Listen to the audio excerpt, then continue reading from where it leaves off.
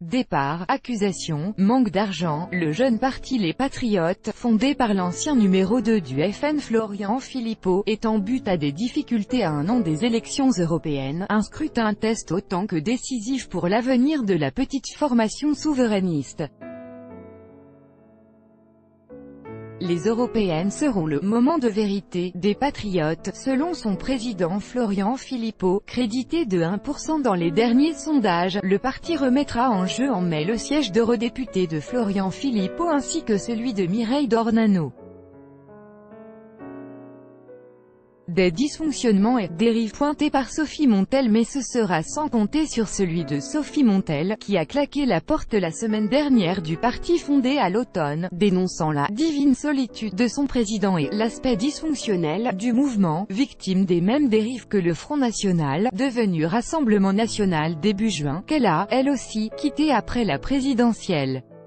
Un coup dur pour les patriotes, où l'eurodéputé avait une grande connaissance de la boutique frontiste et un enracinement local, d'élu en Franche-Comté, y enchaînant les mandats jusqu'à être élu en 2014 au Parlement européen, rappelle le politologue Jean-Yves Camus. Le parti rattrapé par l'affaire des emplois présumés fictifs d'assistants FN. L'ancien vice-président du FN pourrait être par ailleurs rattrapé par l'affaire des emplois présumés fictifs d'assistants d'eurodéputés FN.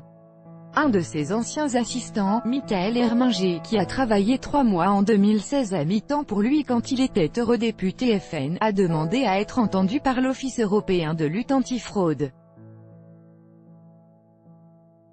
Devenu début juin assistant de Sophie Montel, Michael Herminger affirme avoir travaillé pour le FN à des heures où il était rémunéré sur des fonds européens.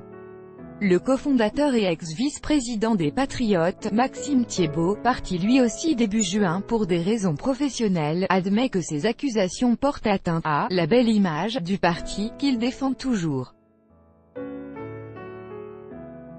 Et des difficultés financières, reste l'argent, dont les patriotes ont un besoin criant, ne bénéficiant d'aucune aide publique.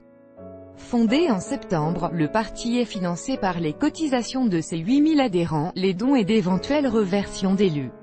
Le parti a lancé un appel aux dons fin juin, qu'il renouvellera à la rentrée, et espère dépasser les 3% de voix aux européennes pour être remboursé de ses frais de campagne.